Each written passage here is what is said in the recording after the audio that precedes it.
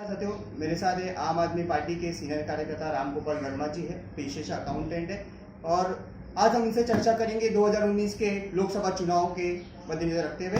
राम गोपाल जी, मैं आपसे कटाक्ष क्वेश्चन पूछना चाहूँगा कि आम आदमी पार्टी ने दिल्ली में 70 में 67 सीट लाई और दिल्ली में इतिहास रचा, उसके बारे में आप क्या कहेंगे? दिल्ली में आम आदमी पार्टी ने जो 70 में से 67 सीटें जीती, वो एक चमत्कार हम कह सकते हैं। वो चमत्कार था ही, लेकिन आम आदमी पार्टी के कार्यकर्ताओं, अरविंद केजरीवाल जी, मनीष सिसोदिया जी और भी हमारे जितने भी कार्यकर्ता थे, उनकी मेहनत, उनकी भ्रष्टाचार के प्रति लड़ाई और लोगों का विश्वास, ये सारी चीज़ों ने मिलकर आम आदमी पार्टी को 67 सीटें दिलवाई। और सबसे बड़ी बात तो ये है, और इस बात को हमें नकारना नहीं चाहिए, कि उस 67 सीटों का मान भी रखा आम आदमी पार्टी ने। और पिछले 4 सालों के अंदर में दिल्ली में जो काम किए गए हैं, वो सिर्फ हवाई नहीं है, वो जुमले नहीं है, वो प्रचार नहीं है, वो हकीकत है। आप दिल्ली के रहीवासियों से पूछिए, आपके कोई ना कोई, हर इंसान के कोई ना कोई संबंधी, रिलेटिव है, दिल्ली में रहते हैं। अब जो मन से अपने आप को दूसरी पार्टी है, अपने मोदी जी हैं, उनको उनके समर्थन में मान लीजिए पूरे रम चुके हैं, उन्हें एक बार नकार दीजिए।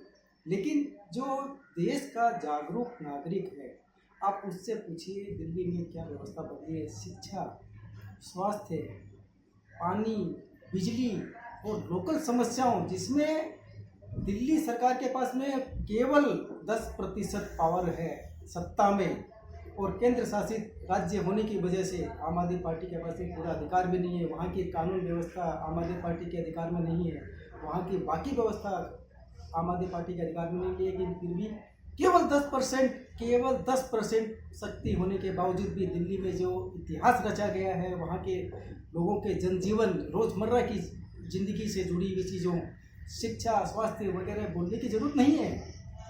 आज विश्व के अंदर में आम आदमी पार्टी ने जो शिक्षा के क्षेत्र में जो नाम कमाया है, सलाम है मनीष सिसोदिया जी को, सलाम है अरविंद केजरीवाल जी की लीडरशिप को। प्रचार से आदमी बड़ा नहीं होता है, प्रचार से कोई नेता नहीं कहलाता है। नेता उसे कहते हैं जो लीड कर सके और अपने क्षेत्र के लिए उत्तराधिकारी बनकर प्रूव करे। ये तो मैं इतना कहना चाहूँगा। और रही बात, मैं मीरा भाईंदर में आज 22 साल से रह रहा हूँ। पिछले 22 साल की तो छोड़ दीजिए, एक पिछले 10 साल का एक एवरेज यदि निकाला जाए तो 10 साल के अंतराल में मीरा भाईंदर को महानगर पालिका का रूप दिया गया। यहाँ की जनसंख्या लगभग 15 लाख के करीब हुई है, लेकिन पिछले 10 साल के एवरेज में यहाँ की शासन व्यवस्था को देखा जाए तो बहुत दुख होता है। दुख ये होता है कि यहाँ के लोग करों के बोझ से मरे जा रहे हैं, और ये जितनी भी पार्टियाँ हैं, ये सारी मिलकर जनता को लूट रही है। अपने अपने स्कूल, कॉलेज, होटल, अस्पताल वगैरह वगैरह बना के अपनी पीढ़ियों को तार रहे हैं, अपनी पीढ़ियों की व्यवस्था कर रहे हैं। लेकिन जनता से टैक्स लूट कर, एक से एक नए कर लगाकर, उनके पैसों से बंदर बांट करके ये लोग सिर्फ और सिर्फ अपना घर भर रहे हैं, जनता के लिए कुछ भी नहीं कर रहे हैं। ये ऑन रिकॉर्ड है, ये कोई व्यक्ति विशेष की या किसी दल विशेष का कोई विरोध नहीं है। मेरे पास पिछले 22 साल का रिकॉर्ड है। मेरे पास में जिस दिन से मैंने मीरा भाईंदर में कदम रखा है, यहाँ के हाउस टैक्स, प्रॉपर्टी टैक्स से जुड़े हुए मेरे पास में सारे कागजात हैं। मैं पेश करूँगा आने वाले विधानसभा के समय में, ये चीज़ें सारी जनता के सामने आएगी। ये 20 साल का छोड़ दीजिए, 10 साल का रिकॉर्ड आप देखिए, कैसे मीरा भाईंदर की जनता को इन नेताओं ने, इन दलों ने मिलकर लूटा है। मीडिया के सामने ये लड़ते हैं ऐसे कि भी जैसे वो जो कहते हैं ना, वो जो कभी हिंदू मुसलमान का बहाना बना के, कभी धर्म का बहाना बना के, कभी आपस में बैर का बना के, ये लोग आपस में ऐसे बच्चों की तरह लड़ते हैं। और जब चुनाव आते हैं तो ये छोटी छोटी बातें होती रहती है। तो क्या ये सर्कस है? शासन व्यवस्था, क्या शासन प्रशासन की जो व्यवस्था है, क्या म्यूनसिपलिटी है, नगर पालिका है, और ये जो इसको खेल बना के इन लोगों ने सर्कस बना लिया है। बड़ा दुख होता है। लेकिन इस जोश के साथ में, और मैं कि उम्मीद ही नहीं, मैं विश्वास है मुझे, बदलाव आएगा, समय लगेगा। जनता को जागरूक होना बहुत ज़रूरी है। हम घर घर जाके हम जनता को जागरूक करेंगे। हम उनके सामने हम बुराई नहीं करेंगे, लेकिन तथ्य रखेंगे हम जनता के सामने कि आप ये मत सोचिए कि हम वोट मांगने के लिए आपके पास आए हैं, नहीं, ये सच्चाई है। ये पिछले 10 साल के रिकॉर्ड में आपको क्या मिला, आपके टैक्स का आपको क्या रिटर्न मिला। आप जो मुंह मांगा टैक्स भरते आ रहे हैं, आप घर के अंदर में 100 रुपये की चीज़ नहीं ला पाते हैं, बच्चों के लिए 100 रुपये की चीज़ नहीं ला पाते हैं, लेकिन 1000 रुपये आपको टैक्स का भरना है तो भरना ही, भले आपको कर्जा करके भरना है। शिक्षा के लिए बच्चों को, सरकारी स्कूलों का तो नाम ही नहीं है, सरकारी अस्पतालों का नाम ही नहीं है। प्राइवेट अस्पताल एक नहीं, आपको 100 मिल जाएंगे। सरकारी स्कूल नहीं, कोई व्यवस्था नहीं है। प्राइवेट स्कूल आपको एक खोजेंगे 100 मिल जाएंगी, लेकिन एक मजदूर क्लास, एक नौकरी पेशा वाला, एक छोटे मोटे धंधे करने वाला, उन प्राइवेट स्कूलों के, उस प्राइवेट अस्पतालों के अंदर में जो फीस है, जो वहाँ के चार्जेज हैं, वो आदमी कर्जा कर कर भी नहीं चुका पाता है। और ये इतने मतलब कि किस्से सामने आए हैं, वो तो ऑन रिकॉर्ड है कि लोगों के बच्चे मर गए और मरे हुए बच्चों को, उन डेथ बॉडी को इन लोगों ने प्राइवेट अस्पतालों ने आईसीयू में रखा है और उसका चार्ज किया गया, उसका बिल बना के दिया गया। इतने बहुत सारे सबूत हैं, दुख होता है। लेकिन इस दुख के साथ में मैं मेरा व्यंजन की जनता से ये कहना चाहूँगा, आप ये मत सोचिए कि हमें मतलब कि इस दल को समर्थन देना है या उस दल को समर्थन देना। आप ये आकलन कीजिए कि आपके पेमेंट किए हुए टैक्स का पैसा, उसका सही वितरण होता है कि नहीं होता है, या बंदर बांट होती है, आप उस पर वोट कीजिए।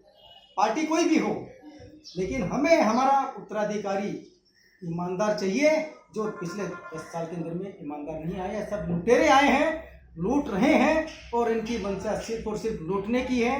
आप व्यक्ति विशेष पे मत जाइए, आप दल का सपोर्ट मत कीजिए, आप सिर्फ ये जानने की कोशिश कीजिए और इसको समर्थन दीजिए कि मीरा भाईंदर के जनता का जो साथ देगा वो उत्तराधिकारी होगा, भले ही वो किसी भी दल से। रामगोपाल वर्मा जी, अभी हम बात करें किसानों के बारे में। ज़्यादा करके किसान जो महाराष्ट्र के हैं, सबसे ज़्यादा उन्हें आत्महत्या की है। महाराष्ट्र सरकार ने उन लोगों को अभी तक कर्जा माफ की बात करी थी, अभी तक उनको नहीं दिया है। आपका इस बारे में क्या कहना है? किसानों के कर्जे का जो विषय है वो एक ऐसा विषय है, इसमें मोटा मोटी 2 तरह का भ्रष्टाचार सामने है।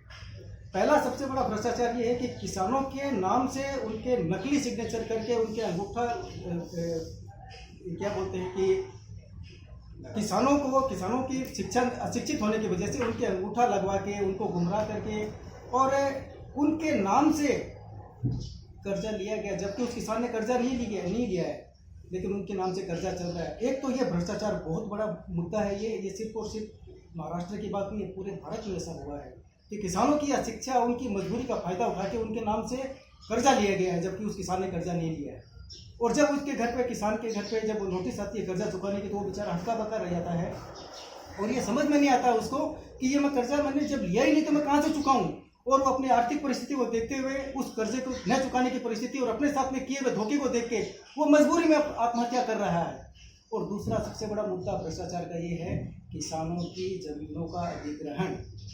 भारतीय जनता पार्टी जो अभी सरकार में है, इस भारतीय जनता पार्टी ने पिछले 5 साल के शासन के अंदर में पूरी भरसक चेष्टा की भूमि अधिग्रहण कानून को पास करने की, लेकिन किसी कारणवश वो उस बिल को पास नहीं करवा पाए। तो अब ये क्या है कि किसानों के कर्जे के नाम पर उनकी भूमि का अधिग्रहण कर रहे हैं, उनको डरा रहे हैं, धमका रहे हैं और ये देश के सारे किसानों पर लागू हो रहा है। अरबपतियों का, अंबानी, अडानी और जितने भी भगोड़े हैं उनको कर्जा माफ किया जा रहा है। किसानों का कर्जा, क्योंकि उन्होंने कर्जा लिया ही नहीं, उनका माफ कैसे करेंगे? क्यों? कर्जा उनके नाम से, जो किसानों के नाम से लिया गया है, और किसानों ने नहीं लिया है, उन भ्रष्ट लोगों ने लिया है जो इस पूरे कर्ज योजना की जो टीम के अंदर में शामिल है, जो बैंक वाले, जो फाइनेंस कंपनी वाले हैं, ये कर्जा उन लोगों ने लिया है। और यदि इसकी बहुत बड़े पैमाने पर सीएजी की ऑडिट होनी चाहिए। सीएजी को ऑडिट करके इसमें जितने भी जन शामिल है, पूरे भारत के अंदर में आप देखेंगे किसानों के कर्जे का अरबों रुपया का घोटाला सामने आएगा। ये मैटर दबा हुआ है, किसान इसमें दोषी नहीं है। किसानों को बेवजह मारा जा रहा है, किसान आत्महत्या नहीं कर रहे हैं, किसान मारे जा रहे हैं। अभी रही बात, हम थाने जिले की बात करेंगे। पिछले 2014 में लोकसभा चुनाव हुआ था, तो यहाँ के खासदार राजन विचारे चुन के आए थे। 5 साल में उन्होंने राज किया। अभी 5 साल में उन्होंने, राजन विचारे जी ने कितने हॉस्पिटल बनाए? मुझे तो लगता है, अभी मैं ग्राउंड रिपोर्ट में जाके आया तो मुझे लगा कि हॉस्पिटल नहीं बनाया। उसका क्या कहना है? ऐसा है, ये एक हिंदी में कहावत है कि बारिश के मौसम में क्या होता है कि जब खूब बारिश होती है, पानी जब इकट्ठा हो जाता है तो नालियाँ भर जाती हैं, और उस भरी हुई नालियों के अंदर में क्या होता है कि कुछ मेंढक, वो तो जानवर है, मेंढक और बहुत सारे जीव जंतु हैं। तो कुछ लोगों ने क्या है कि राजनीति को व्यवसाय बना लिया है, बरसात आती है तो बरसाती मेंढक आ जाते हैं। ये राजनीति के अंदर में यही हो रहा है, लोग चुन के आते हैं, बड़े बड़े वादे करते हैं और करते कुछ नहीं है। ये सिर्फ और सिर्फ अपना घर भरते हैं। वो चाहिए किसी भी पार्टी का कोई भी सदस्य हो, कितना भी उसका चेहरा हो, कितना भी नाम हो, हकीकत में कुछ नहीं है, जीरो। आप 5 साल में मीरा भाईंदर कितना बदलाव देख रहे हैं? मीरा भाईंदर बदलाव नहीं है, मीरा भाईंदर 20 साल पीछे हो गया। देखिए रामगोपाल जी, मैं मीरा भाईंदर की बात करूंगा। मीरा भाईंदर से 15 लाख से आबादी वाला मीरा भाईंदर शहर है, और मैं खाली केवल मीरा भाईंदर की बात करूंगा अभी। और मीरा भाईंदर में खाली एक हॉस्पिटल, एक टेम्बा हॉस्पिटल, एक दूसरा मीरा रोड में है इंदिरा गांधी नामक एक हॉस्पिटल है। उसमें अभी आज तक की जो व्यवस्था है वो ऐसी व्यवस्था है कि छोटा आदमी वहाँ पर इलाज कराने जाता है तो उसको सही रूप से इलाज ही नहीं मिलता, पर दवाइयाँ नहीं रहती है। उसके बारे में आपने क्या किया? मीरा भाईंदर में स्वास्थ्य की सेवा से जुड़ी हुई यदि हम बात करें तो ये मीरा भाईंदर की जनता के साथ में बहुत बड़ा धोखा है। निजी अस्पतालों में 4 चांद लगे हुए हैं। निजी अस्पताल सिर्फ और सिर्फ अपनी जेबें भरने के लिए बनाए गए हैं, और महानगर पालिका का इसमें पूरा सपोर्ट है। क्यों नहीं राज्य सरकार से, यहाँ के क्षेत्र से और केंद्र सरकार से मिली हुई धनराशि को ये सरकारी अस्पताल और सरकारी स्कूल में इस्तेमाल करते हैं? नहीं, वो बंदर बांट करके ये आपस में बांट लेते हैं और अपने अपने प्राइवेट स्कूल, अपने अपने प्राइवेट अस्पताल में खर्चा करते हैं और कमाई का साधन बनाते हैं, अपने आने वाली पीढ़ियों का रास्ता बैठाते हैं। ये उत्तराधिकारी नहीं है, ये लुटेरे हैं, मीरा भाईंदर को लूट रहे हैं। इसे रोकना होगा, आपको हमें मिलकर रोकना। वर्मा जी, जैसे कि अभी हम मीरा भाईंदर में, मैं हर वार्ड में घूम के आया, जिस हिसाब से मैं एक धन कचरा टैक्स लगाया, उसमें हर एक घर मालिकों के ऊपर इन्होंने दबाव एक तरह का बोले गब्बर सिंह टैक्स के रूप में लगाया। उसमें आपने आम आदमी पार्टी ने अभी तक इसमें क्या किया है? हम इस पे काम कर रहे हैं, और धन कचरा टैक्स का एक बहुत बड़ा भ्रष्टाचार सामने आने वाला है। थोड़ा सा हमें वक्त चाहिए, हम इस पे पूरी छानबीन कर रहे हैं। ये आने वाले विधानसभा चुनाव के लिए जो लोगों के ऊपर में एक अलग सी टैक्स का घन कचरा टैक्स, जबकि प्रॉपर्टी टैक्स के अंदर में टैक्स, ये कूड़े का टैक्स ऑलरेडी मिला हुआ है, उसमें शामिल है। इसके बावजूद भी एक अलग से जो टैक्स आया है, ये मीरा भाईंदर की जनता के ऊपर में कर का बोझ है।